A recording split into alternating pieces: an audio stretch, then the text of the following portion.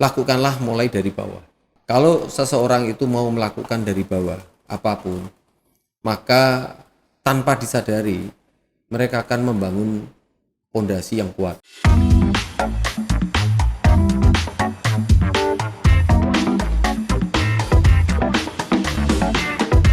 Bapak Lucky Nugroho sebagai Direktur Marketing dari Dexon.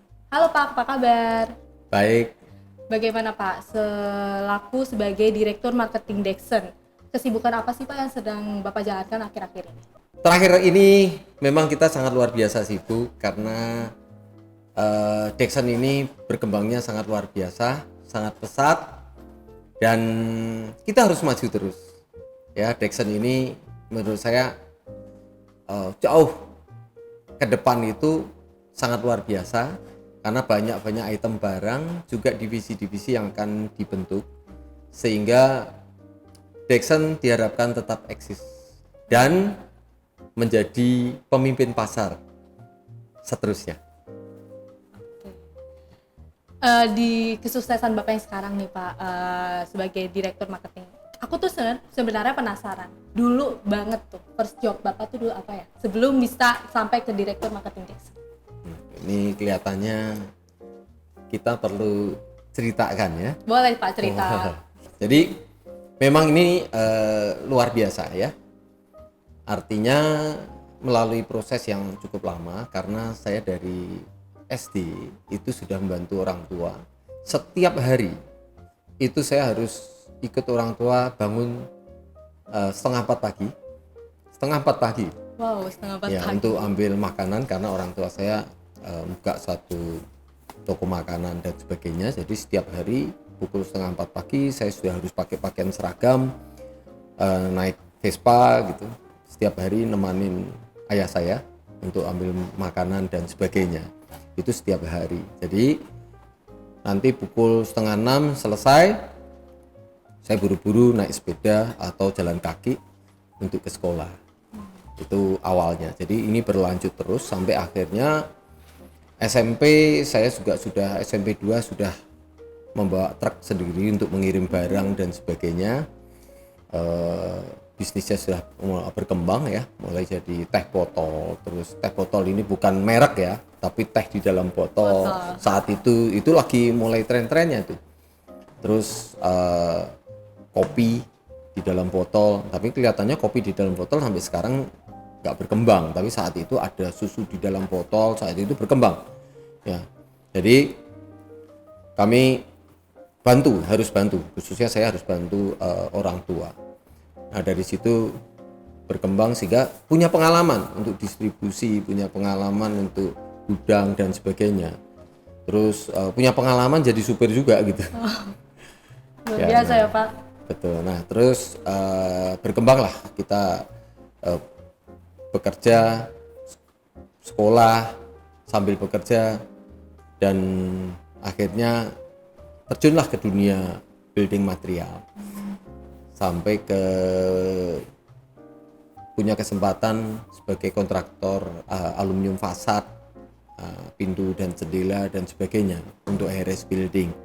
Nah di situ juga tidak jauh berkecimpung dengan dunia namanya door window hardware, baik itu otomatis maupun manual. Nah tentunya pengalaman ini berlanjut dan akhirnya pegang juga beberapa brand dari Eropa, sehingga banyak belajar di situ tentang kunci, silinder dan sebagainya dengan perusahaan-perusahaan Eropa. Ya tentu kualitas Anda bisa tahu, wah kualitas pasti bintang 5 semuanya gitu kan. Nah ini kita belajar di situ sehingga saya banyak pengalaman yang didapat. Lalu apa yang menjadi inspirasi Bapak dalam memutuskan untuk membangun Dexon, dan boleh diceritakan pengalaman Bapak untuk ikut andil dalam membangun Dexon? Baik, jadi pertama kali memang di Dexon ini mempunyai satu kelebihan ya, yaitu boleh dikatakan harganya sangat terjangkau, alias tanda kutipnya adalah murah ya. Dan kami sama-sama dengan manajemen sepakat setuju kalau kita mau membangun Dexon, maka kita bicara saat itu ya, bukan saat ini. Kita saat saat itu kita bicara bahwa tidak ada pilihan lain selain harus upgrade untuk harga, untuk kualitas, tentunya kualitas, juga model, juga desain dan sebagainya. Termasuk itu SDM-nya sendiri juga harus di-upgrade.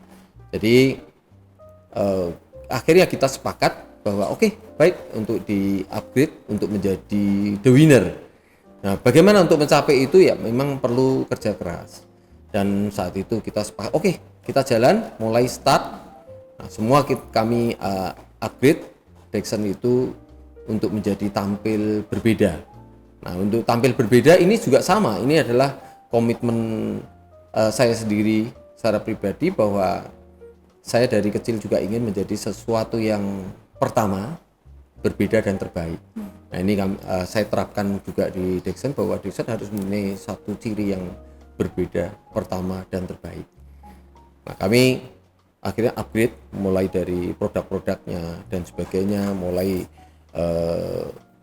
SDM-nya, mulai dibentuklah divisi marketing, divisi salesnya dibenahin, terus juga dari HRD-nya, Human Resource Development-nya, maupun dari pembentukan divisi-divisi, termasuk divisi product development, termasuk divisi after sales service.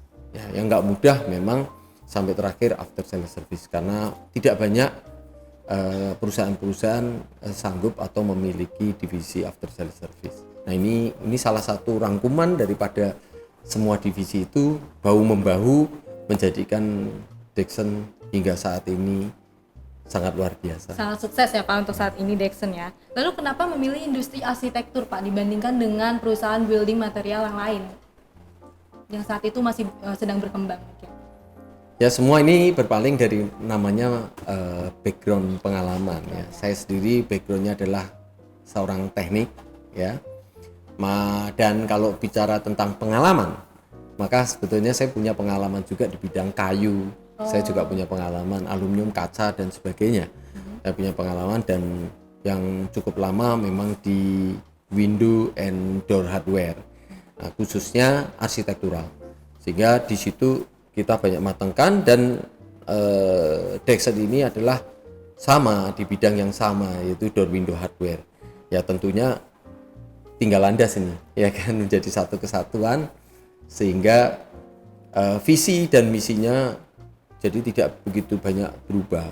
Jadi sangat mudah sekali, atau lebih mudah, bukan sangat mudah tapi lebih mudah untuk mengupgrade Dexon ini untuk menjadi sangat luar biasa.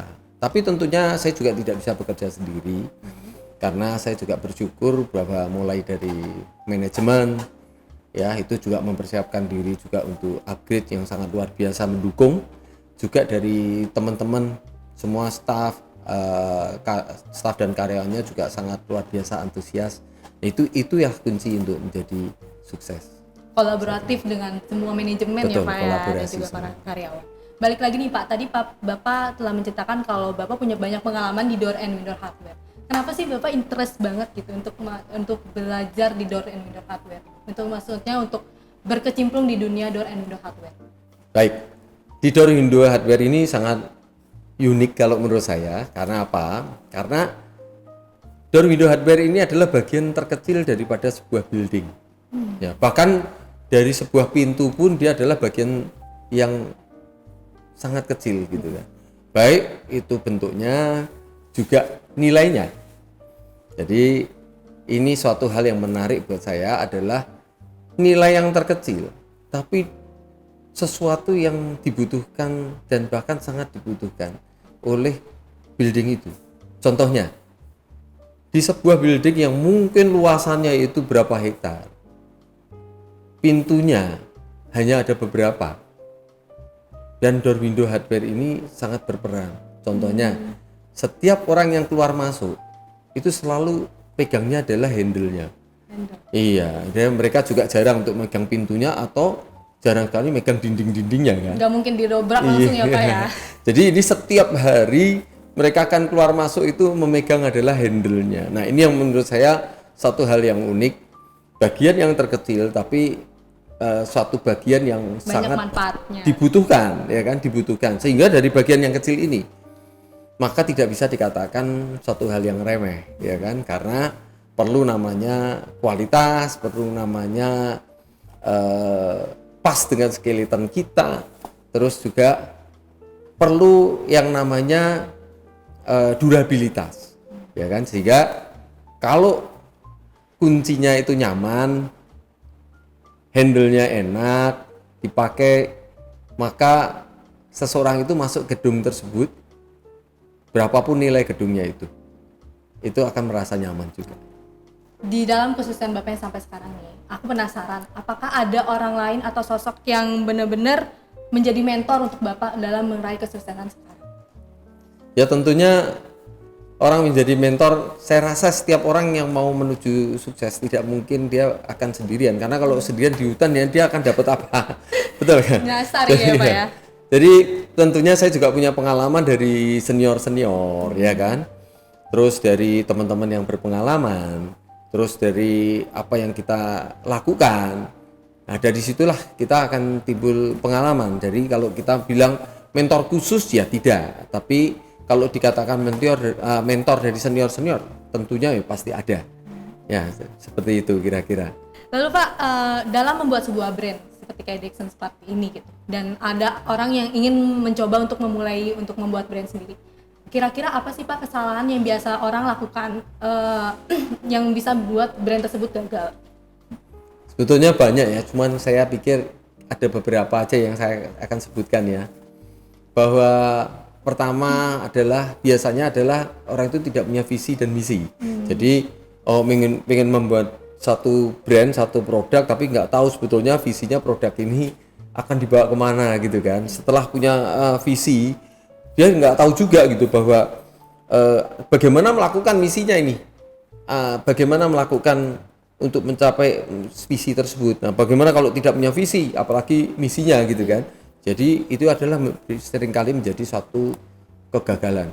Banyak kok saya melihat juga mereka asal branding atau mereka pakai nama, asal pakai nama, mana yang lagi tren mereka ikut-ikutan, tapi sebetulnya mereka nggak tahu bahwa apa sih sebetulnya visinya itu, terus jiwanya akan dibawa kemana, itu mereka nggak tahu.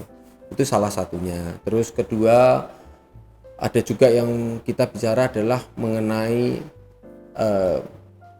branding daripada logonya.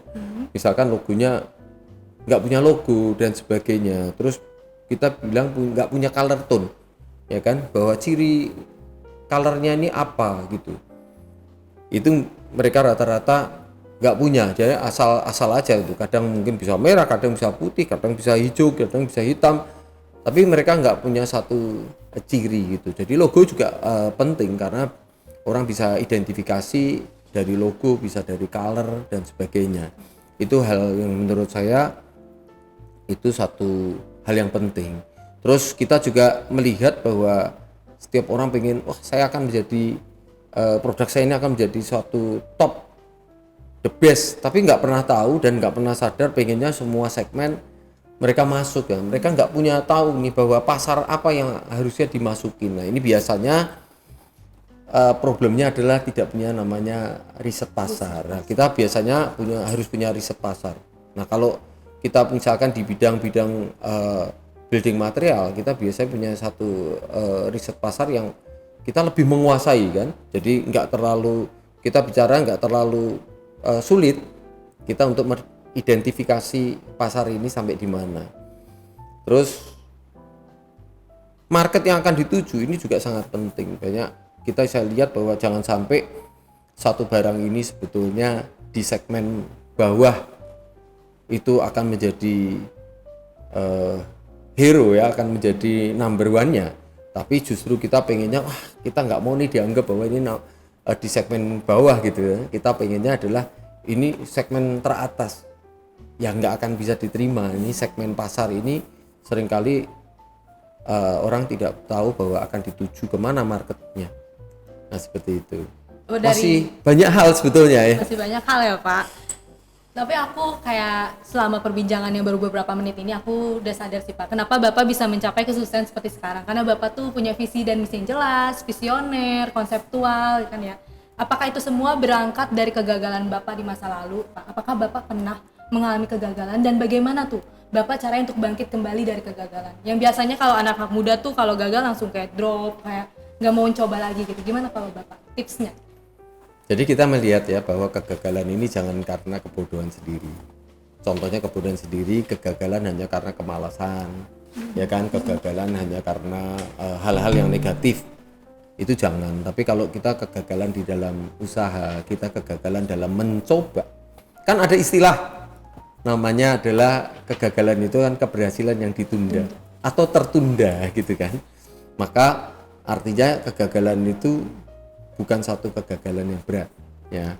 Saya melihat bahwa selama ini uji coba dan sebagainya saya juga pernah bukannya tidak mengalami kegagalan ya kan, tapi saya anggap bahwa oh ini harus saya tunda gitu, baru saya tunda, dan saya juga tidak mengidentifikasikan bahwa itu sebagai suatu kegagalan.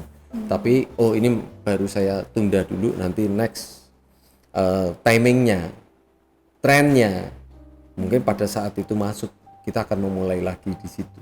Nah, ini salah satunya ya.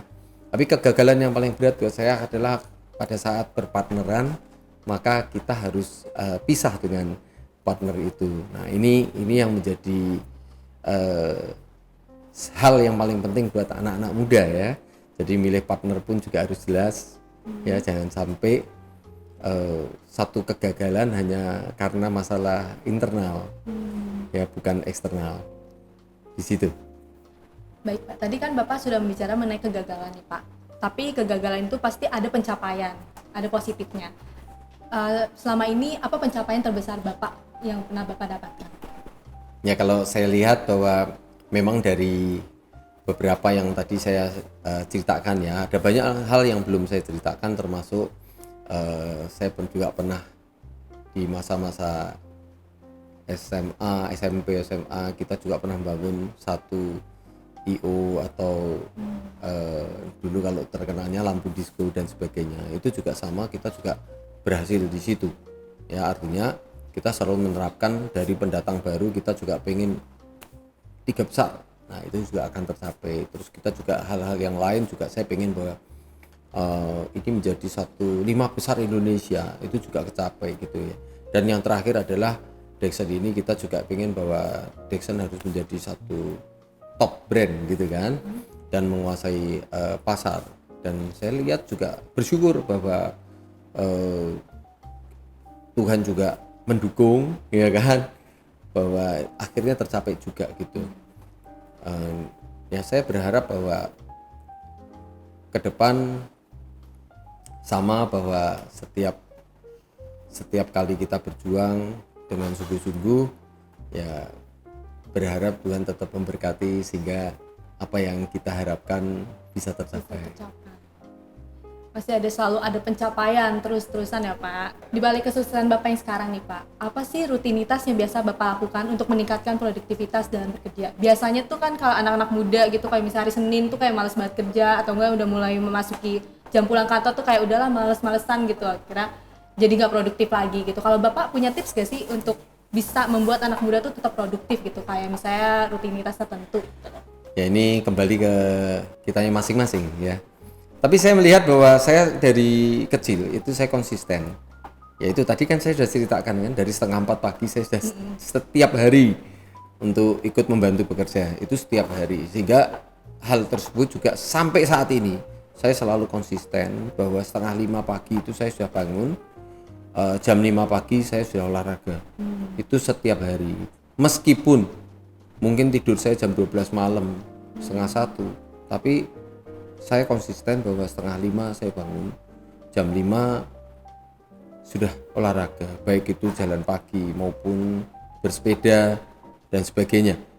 Itu saya selalu konsisten dan bertahun-tahun. Dengar-dengar mengenai sepeda nih Pak, Bapak punya hobi goes dan fotografi ya Pak? Nah, kenapa sih Pak memilih hobi goes dan fotografi dibandingkan hobi-hobi lain yang seperti kayak anak muda sekarang tuh yang lagi viral banget tuh golf sama tenis nih Pak? Kenapa lebih milih goes dan fotografi? Ya, saya melihat bahwa fotografi ini kan satu hal yang unik juga ya, bahwa satu untuk refreshing, kedua satu hal yang bisa dimodifikasi. Artinya bagaimana cahaya itu kalau dibuat terang bisa, dibuat gelap juga bisa, dan sebagainya. Terus kalau kita bicara fotografi, saya juga dikatakan hobi sekali juga tidak ya. Karena saya biasanya waktunya juga kalah dengan namanya bekerja. Terus kedua, kalau bersepeda, sepeda itu menarik karena tidak membosankan dengan area jangkauan yang bisa lebih jauh. Kita juga bisa tahu banyak hal. Dan yang paling menarik adalah di tengah-tengah bersepeda itu bisa kuliner. Oh, Nah, itu menarik juga kan? langsung makan ya Pak? Langsung makan, itu menarik juga. Dan kita bisa pindah-pindah rumah makannya, kita bisa pindah-pindah kemana gitu Sekalian kan. kulineran. Betul, dan saya lihat bahwa kemarin pada saat pandemi itu sangat luar biasa.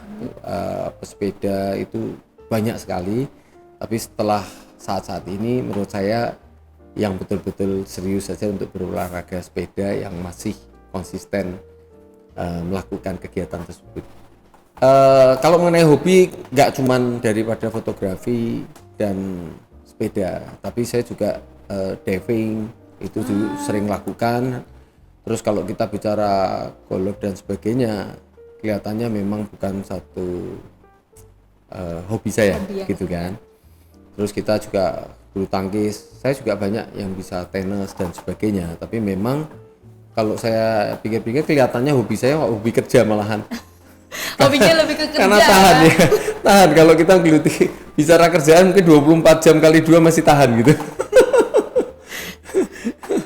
Pantesan Bapak sekarang bisa menjadi direktur marketing karena hobinya kerja tuh guys. Kalau mau sukses hobinya kerja ya. Oke Pak, sekarang tuh kan udah masuk ke era digitalisasi nih ya Pak. Udah banyak teknologi yang masuk, teknologi semakin canggih, udah ada AI dan udah ada kayak sekarang ada fitur smart home. Bagaimana Dexon untuk terus berkembang dan memiliki value untuk masyarakat gitu Pak, untuk di dalam dunia teknologi sekarang? Ya tentunya pasti mengikuti karena ke depan bagaimanapun AI itu akan berkembang, dan tentunya juga Dexon ini juga ada satu timnya, satu divisinya yang terus akan mengikuti perkembangan teknologi tersebut. Karena ke depan saya rasa juga sangat luar biasa ya perkembangan tersebut, dan orang akan dipermudah dengan teknologi digitalisasi. Ya, tidak ada pilihan, tetap maju terus dan semakin baik. Contoh produknya adalah electronic lock ya Pak ya, electronic lock dari Dexon yang mensupport untuk era digitalisasi sekarang. Kan yang aku tahu ada electronic lock 9519 ya Pak yang bisa untuk 3D recognition atau enggak juga intercom seperti ya, kayak di drama-drama Korea. Jadi setiap rumah sekarang bisa untuk punya smart lock seperti drama Korea yang bisa intercom, bisa buka pintu melalui wajah, dan juga kalau misalnya ada tamu kita tinggal bisa buka pintu lewat aplikasi. Jadi sekarang Dexon udah banyak banget pilihan smart lock untuk kalian di rumah gitu. Ya betul. Dan termasuk yang terbaru ya Pak, setahu aku ada electronic lock D31 yang bisa untuk digital door view dan juga fingerprint dan akses password, dan pastinya kalau kita pencet kayak ring bell itu bisa langsung ada notifikasi di aplikasi. Tadi kan kita sudah membahas mengenai Dexon. Ada nggak sih Pak last statement untuk Dexon? Baik, saya sih ingin sekali bahwa dan berharap ya bahwa Dexon ini kan sudah, menurut saya sudah berjuang dan sudah mencapai satu titik yang menjadi leader. Saya berharap pada seluruh tim ya, staf karyawannya itu hendaknya akan menjadi generasi-generasi penerus. Maka tetaplah semangat, bekerja keras, saling bahu-membahu, saling membantu menjadi satu unity, sehingga Dexon ini semakin dikembangkan. Karena ke depan menurut saya generasi-generasi penerus ini yang kita butuhkan ya, dan menurut saya akan semakin membaik dan akan semakin luar biasa dengan yang dikatakan generasi Z dan sebagainya ya. Itu menurut saya akan jauh, Dexon ini bisa dibawa melambung lebih tinggi lagi ya. Itu menurut saya, siapkanlah seluruh tim-tim daripada Dexon, jangan ada yang merasa satupun yang ketinggalan. Sinergi dan kolaborasi antar tim ya Pak ya untuk Dexon lebih baik lagi ke depannya. Dari tadi kan kita udah bahas berat banget nih Pak topiknya mengenai bisnis, Dexon. Kali ini aku mau ngebahas mengenai anak muda nih Pak. Biasanya kalau anak muda yang habis lulus kuliah atau sekolah atau apalagi yang baru membangun karir itu masih bingung nih Pak. Skill apa sih yang harus dipunya oleh anak muda untuk bisa mengembangkan karir mereka di masa depan nanti? Menurut Bapak kira-kira skill apa Pak? Ini kalau saya ngelihat ya bahwa ke depan itu semua teknologi dari digitalisasi itu udah sangat luar biasa dan maju, sehingga setiap daripada personil itu akan dibutuhkan mempunyai skill-skill khusus ya. Jadi kalau menurut saya belajarlah tidak hanya teori tapi juga prakteknya. Ya, saya lihat bahwa kenapa generasi-generasi yang sekarang ini kita bisa lihat bahwa ada satu jenjang batasan bahwa salah satu adalah perusahaan itu juga banyak membutuhkan karyawan, tapi banyak juga pekerja-pekerja yang tidak mendapatkan pekerjaan. Nah, ini kan satu menurut saya adalah satu tembok pemisah yang menurut saya ini harusnya ada satu titik temu, ya kan. Pertama adalah buat anak-anak muda, peganglah namanya kejujuran. Ya, kejujuran artinya jujur itu tidak hanya uang, tapi kejujuran itu juga daripada visi misinya pribadi, sehingga itu akan tertuang gitu, akan keluar bahwa kita kalau kita punya satu kejujuran dalam diri kita pada saat kita bekerja, kita harus punya satu namanya kontribusi, sehingga kita juga enggak karena kita sudah dibayar terus kita juga santai-santai dan sebagainya. Itu hal-hal yang menurut saya itu penting. Terus kedua adalah komitmen. Komitmen ini harus konsisten dan konsekuen, karena semakin kita berkarir tentunya juga kita harus konsisten bahwa pekerjaan itu nggak akan semakin ringan. Nah, ini satu hal yang menurut saya konsekuensi daripada namanya berkarir. Berikutnya adalah tetap bekerja keras, perhatikan atau perhatian terhadap yang lain, jangan kita individu. Kenapa? Karena seorang pemimpin itu dibutuhkan adalah care terhadap yang lainnya. Jadi kita mempunyai perhatian terhadap hal lain. Kalau kita menutup mata terhadap hal lain, mungkin kita bisa bekerja, tapi kita akan menjadi bekerja yang individual. Nah, itu salah satunya untuk generasi-generasi muda supaya berkarir dan sukses di kemudian hari. Nah, itu dia guys, tips untuk generasi muda dari Pak Lucky, bagaimana caranya untuk meningkatkan skill kita dalam membangun karir. Nah, tadi Bapak sempat nge-spill nih mengenai pemimpin. Untuk memimpin generasi muda itu kan yang nantinya akan memimpin masa depan ya Pak, untuk perusahaan atau untuk negeri. Tapi Pak, ada problem dari anak muda sendiri, merasa anak muda tuh terkadang merasa tidak yakin untuk memimpin karena masih ada keraguan atau ketakutan dalam dirinya tuh untuk memimpin seorang atau perusahaan, karena menurut mereka aku aja nggak bisa memimpin diri sendiri apalagi memimpin banyak orang gitu. Gimana tuh Pak tips untuk anak muda akan tetap optimis dalam memimpin? Ya, hal yang terpenting kan tadi Anda sudah sebutkan kan, bagaimana dia harus memimpin dirinya sendiri. Dia tidak bisa memimpin dirinya sendiri, bagaimana dia akan memimpin orang lain? Ya, pertama kali kan dia harus adalah memimpin dirinya sendiri. Ada artinya disiplin. Itu harus. Ya. Terus dia bekerja keras. Mungkin dia harus bisa bekerja lebih daripada yang lainnya. Ya, terus dia punya disiplin juga harus lebih baik daripada yang lainnya. Bekerja, kecepatan bekerja. Ya, kejujuran dan sebagainya. Nah, ini harus dibangun daripada dirinya sendiri.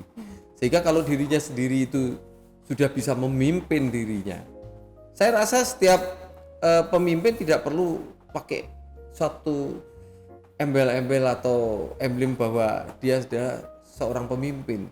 Ya, jangan pemimpin itu hanya pemimpin kartu nama, kan? Nggak perlu digebor-geborkan kan. Tapi seorang pemimpin apa sebetulnya kriteria seorang pemimpin? Pemimpin itu leader. Leader itu apa? Leader itu kan sebetulnya kan cuma contoh. Artinya untuk menjadi seorang pemimpin tidak usah susah-susah. Menjadi seorang contoh, menjadi seorang panutan, itu sudah menjadi seorang pemimpin kok. Dan pemimpin itu harus belajar juga, artinya belajarlah memimpin dirinya sendiri, belajarlah memimpin dari kelompok kecil, terus belajarlah memimpin dari kelompok semakin besar dan sebagainya.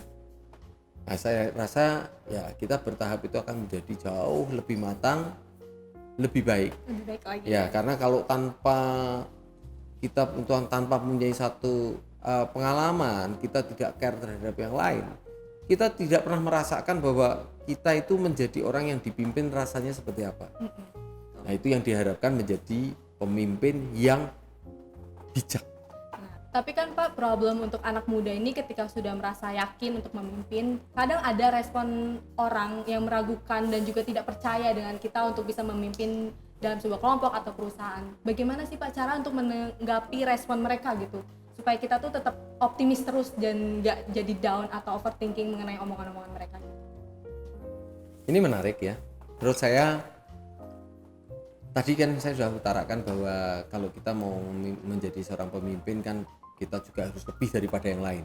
Ya, baik itu disiplinnya, cara bekerjanya, kecepatan bekerja, dan hal yang paling penting adalah kejujuran. Karena paling banyak adalah setiap orang yang naik berkarir rata-rata jatuh karena kejujurannya. Dan ingat, kejujuran ini nggak akan pernah bisa lepas. Contohnya gini, kalau seseorang itu melakukan tindak kecurangan atau ketidakjujuran ya dalam bekerja, jangan lupa bahwa semua teman kerjanya itu akan ingat terus bahwa apa yang dilakukannya, hal-hal yang negatif itu akan diingat seumur hidup ya. Nah, yang akan dirugikan siapa? Kenapa saya tekankan kejujuran ini penting? Karena yang akan menjadi problem itu adalah keluarganya, terutama anak-anaknya. Nanti kalau dikatakan nih seorang, oh ini anaknya siapa? Oh anaknya si A ini adalah dulu pernah di perusahaan ini tidak jujur ini. Wah ini pernah nih penggelapan ini, pernah lakukan tindakan ini, tindakan itu. Nah ini kan kasihan sekali kan. Nah itu yang harus kita pikirkan juga, bahwa kejujuran itu hal yang penting. Baik informasi juga penting. Jangan sampai informasi itu menjadi informasi yang karangan dan sebagainya. Itu termasuk salah satu kejujuran ya. Terus kalau tadi kenapa setiap orang meragukan gitu atau kurang percaya terhadap kita, ini hal yang wajar gitu, karena kita bagaimana kita akan bisa dipercaya gitu kalau kita belum menciptakan atau menghasilkan sesuatu. Maka kita harus melakukan namanya reputasi. Building reputation. Nah kan kita harus bangun tuh reputasi yang sudah tercapai ini apa gitu. Jangan sampai bilang, oh kita bisa membuat suatu kue yang enak, tapi kita belum pernah membuat kue satu kali pun juga belum pernah. Kita akan semua kan pengharapan, belum pernah terjadi. Nah kita bangun itu di situ. Nah reputasi ini yang harusnya dijaga. Jadi nggak perlu kita dengan namanya risau dengan kata-kata orang dan sebagainya. Tapi bangunlah namanya reputasi, tunjukkanlah kalau kita punya hasil, kita punya karya itu betul-betul positif dan bermanfaat buat yang lain. Nah dari situ kan kita bisa tahu bahwa oh ini yang pencapaian kita, dan orang lain akan menilai diri kita sendiri. Kita kurang bisa menilai terhadap diri kita sendiri. Ya akan jauh lebih baik kalau orang lain akan menilai. Yang paling penting adalah kita lakukan do the best. Apa yang bisa kita lakukan, lakukanlah yang terbaik. Jadi nggak usah hiraukan omongan orang, lakukan aja yang terbaik ya Pak, fokus terhadap tujuan sendiri gitu. Benar. Ya Pak ya. Lalu Pak, untuk saran untuk anak muda yang baru memulai karir, apakah Bapak punya tuh saran untuk anak muda agar lebih optimis gitu dalam memulai karir untuk bisa lebih maju lagi dan lebih meningkatin lagi karir mereka? Kalau saya bilang adalah lakukanlah mulai dari bawah. Ya, maka kalau seseorang itu mau melakukan dari bawah apapun, maka tanpa disadari mereka akan membangun fondasi yang kuat. Ya, jadi ada kata-kata bijak juga kan, jangan pernah membangun rumah di atas pasir. Artinya tidak mempunyai satu fondasi, struktur untuk menjadi lebih tinggi yang kokoh. Jadi bangunlah fondasi dahulu dengan cara kuasailah pada tingkat yang paling dasar. Nah dulu ada istilahnya namanya manajemen trainee. Nah, itu saya cukup setuju ya dengan istilah itu dan sistem manajemen itu, karena setiap orang akan dicoba untuk berkarir dari bawah dulu. Nah setelah dari bawah, maka mereka akan menguasai, mulai naik satu tingkat, menguasai naik satu tingkat. Nah, di situ mereka akan kokoh. Dan memang perlu waktu ya, perlu waktu. Jadi emang dicoba dulu dari bawah, dan untuk waktunya itu nanti akan mengikuti dengan sendirinya. Ya karena tanpa disadari kan keluar namanya reputasi. Iya, reputasi tadi, balik kepada optimisme tadi ya Pak. Lalu Pak, kebanyakan juga nih anak muda tidak mau untuk, kebanyakan ya Pak, tidak mau untuk memiliki karir yang sangat tinggi itu karena masalah tidak bisa menyeimbangkan waktu antara dirinya, karir dan keluarga Pak. Karena kalau misalnya kita kerja keras itu kan pasti kita akan memiliki sedikit waktu untuk keluarga, karena kita terus bekerja terus ya Pak. Bagaimana tips Bapak nih untuk bisa menyeimbangkan waktu untuk bekerja, untuk keluarga, dan untuk diri sendiri? Ya memang ini cukup berat. Saya juga menyadari pasti keluarga saya juga waktu itu juga pasti ada yang dikorbankan sedikit ya. Iya. Tapi saya berusaha tetap bahwa kalau nggak Sabtu sore atau Minggu sore kita, atau hari Minggunya itu kita seringkali tetap konsisten bahwa dengan keluarga kita bertemu untuk ya mungkin makan bersama, kita bincang-bincang, kita banyak hal, kita berbicara dan sebagainya. Pastinya dalam waktu 24 jam itu ada waktu tersendiri ya Pak untuk keluarga, dan gak mungkin sibuknya 24 jam kan ya Pak ya. Lalu di balik kesusahan Bapak nih sekarang di Dexen, apa ada hal lain gitu hal yang perlu Bapak pelajari lagi dalam hidup Bapak atau dalam berbisnis dan dalam di Dexen itu sendiri? Ya setiap kali di Dexen sendiri berkembang tentunya juga ini membutuhkan satu pondasi. Jadi tentunya ini nggak akan pernah kita namanya berhenti, tapi kita selalu berpikir, berkembang dan melakukan. Kita juga selalu mempersiapkan pondasi berikutnya supaya bangunan ini akan menjadi lebih besar ya kan, termasuk SDM-nya dan sebagainya kita akan pikirkan ke situ, terus pengembangan produk-produknya ya, termasuk siapa tahu di kemudian hari akan disertifikasi bisnis ya, artinya bisnisnya berbeda, akan menjadi satu kesatuan, menjadi grup dan sebagainya. Nah kita lihat aja nanti di kemudian, tapi saat ini kita tetap semangat untuk Dexen ya Pak ya. Wah menarik banget ya Pak perbincangan kita kali ini. Kita udah membahas mengenai skill untuk anak muda, bagaimana cara anak muda memimpin, terus gimana caranya anak muda tetap optimis dan mengabaikan respon-respon negatif orang gitu kan. Sekarang kita akan masuk ke game nih Pak. Jadi Bapak memberikan quick statement untuk artikel yang aku bawa sekarang.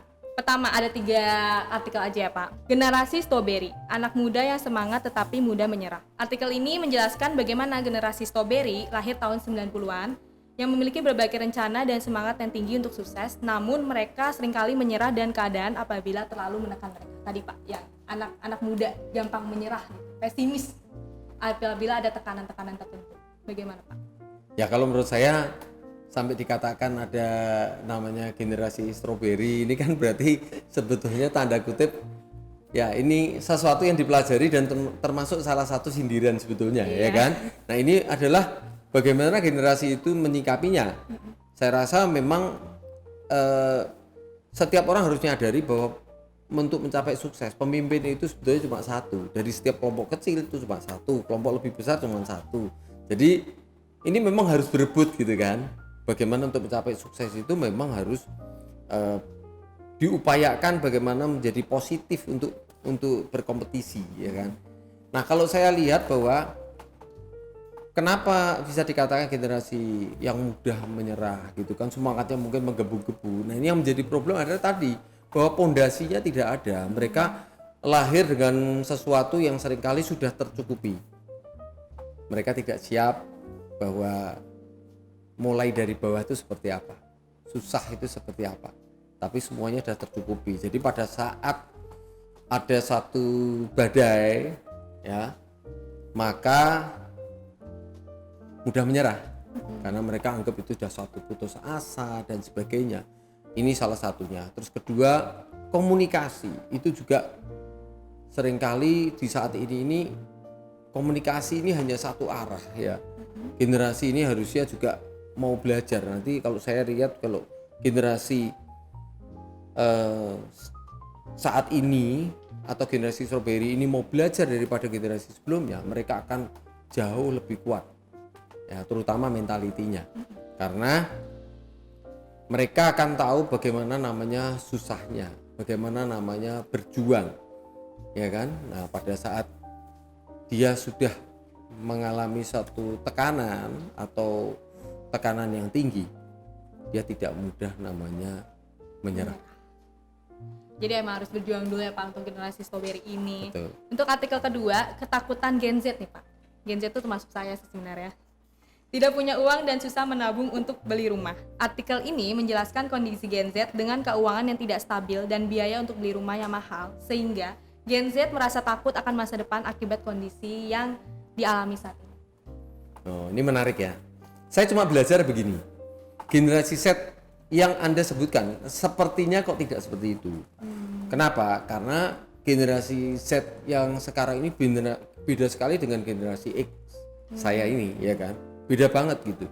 Jadi kalau generasi Z ini saya kok percaya ya ke depan generasi Z atau setelahnya ini, nggak tahu generasi apa ini namanya ya kan nantinya, itu sepertinya akan mencari yang lebih simpel. Jadi contohnya rumah itu sepertinya juga tidak ingin memiliki, atau karena apa, memiliki ini kan juga banyak tantangan ya, ada perawatan dan sebagainya. Sekarang yang sudah sangat terlihat kan lebih mudah, mereka akan sewa, terus mereka tidak susah-susah namanya perawatan, tidak susah-susah namanya menjual dan sebagainya. Mereka kurang enak di satu lokasi, mereka tinggal pindah dengan mudahnya, 1 bulan pindah. Ya kan, mereka juga sewa yang sudah full furnish, nggak perlu lagi namanya desain, nggak perlu lagi namanya membangun dan sebagainya, nggak perlu namanya perawatan rutin. Rumah itu juga satu perawatan. Dan sekarang menurut saya sudah diterapkan di mobil. Saya lihat juga generasi-generasi yang baru sekarang kan mereka tidak usah punya sopir, tidak usah punya mobil, tapi dia punya mobil dan supir di mana-mana kan. Itu ya. Ya kan, bisa melalui banyak mobil-mobil taksi dan sebagainya atau sejenisnya. Sekarang menggunakan aplikasi tentang mobil dan sebagainya, mudah kan. Pengiriman mobil, truk-truk juga sekarang mudah dengan aplikasi dan sebagainya. Jadi menurut saya generasi Z atau nanti yang ke depan itu justru sangat dimudahkan, sangat-sangat dimudahkan, dan saya nggak yakin generasi ini akan berusaha memiliki rumah dan sebagainya, tapi mereka kan dengan mudahnya kok sama juga kok dengan punya rumah, punya mobil sendiri, dengan mereka harus sewa dan sebagainya hampir sama, karena dengan sewa ada benefitnya, ada keuntungannya, mereka juga akan bisa pindah sewaktu-waktu. Terus biaya perawatannya juga nggak jauh beda dengan memiliki dan sebagainya. Justru generasi Z ini dimanjakan dengan banyak fasilitas ya Pak, yang akan memudahkan mereka nantinya. Betul. Lalu ada artikel ketiga Pak, 64% Gen Z ingin punya kerja sampingan sebagai content creator.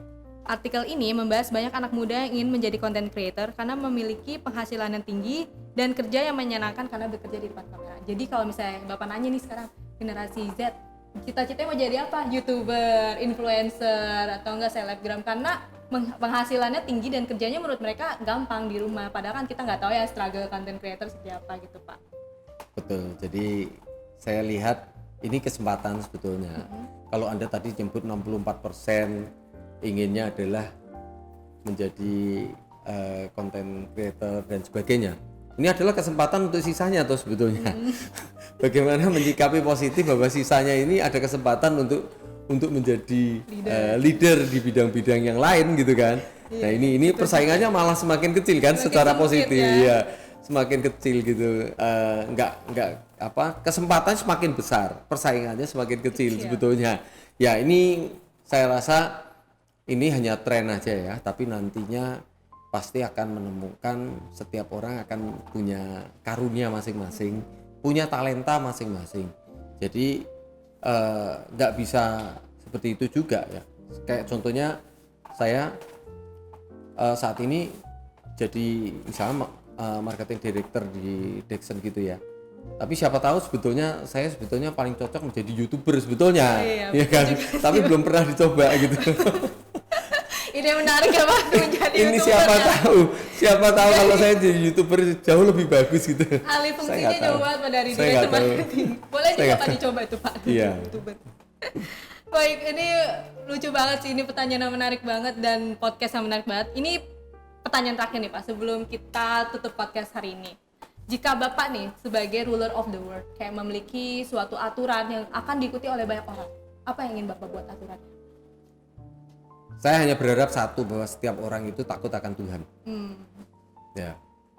Kalau kedua adalah hormat akan orang tua. Ya, kalau seseorang itu takut akan Tuhan, dia akan melakukan segala sesuatunya dengan baik dan benar. Ya. Ya termasuk yang semua saya sebutkan.